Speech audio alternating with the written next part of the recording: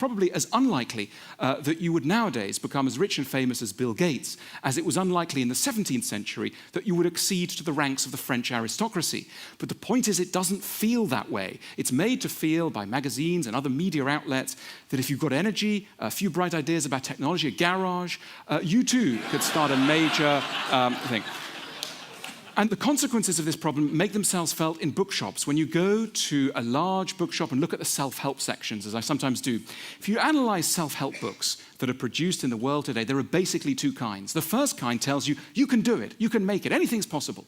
And the other kind tell you how to cope with what we politely call low self-esteem, or impolitely call feeling very bad about yourself. There's a real correlation between a society that tells people that they can do anything and the existence of low self-esteem. So that's another way in which something that's quite positive can have a nasty kickback. There's another reason why we might be feeling more anxious about our careers, about our status in the world today than ever before. And it's again linked to something nice. And that nice thing is called meritocracy. Now, everybody, all politicians on left and right, agree that meritocracy is a great thing, and we should all be trying to make our societies really, really meritocratic.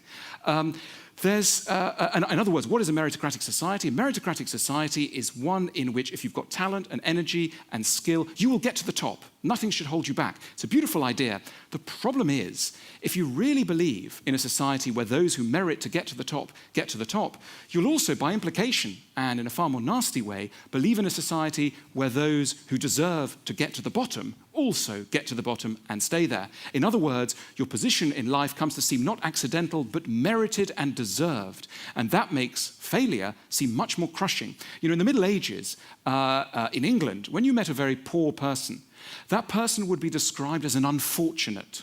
It's literally someone who had not been blessed by fortune, an unfortunate. Nowadays, particularly in the United States, if you meet someone at the bottom of society, they may unkindly be described as a loser.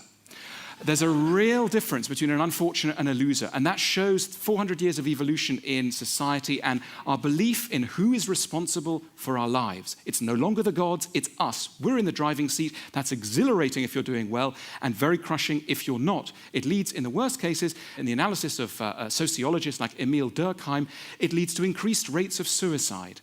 There are more suicides in developed, individualistic countries than in any other part of the world. And some of the reason for that is that people take what happens to them extremely personally. They own their success, but they also own their failure.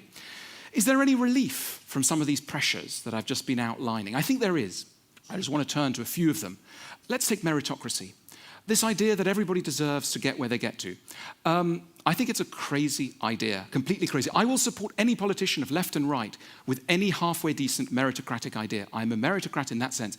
But I think it's insane to believe that we will ever make a society that is genuinely meritocratic. It's an impossible dream. The idea that we will make a society where literally everybody's graded, the good at the top and the bad at the bottom, and it's exactly done as it should be, is impossible. There are simply too many random factors, accidents of birth, accidents of things dropping on people's heads, illnesses, etc. We will never get to grade them, never get to grade people as they should. I'm drawn to a lovely quote by St. Augustine in the City of God, where he says, it's a sin to judge any man by his post.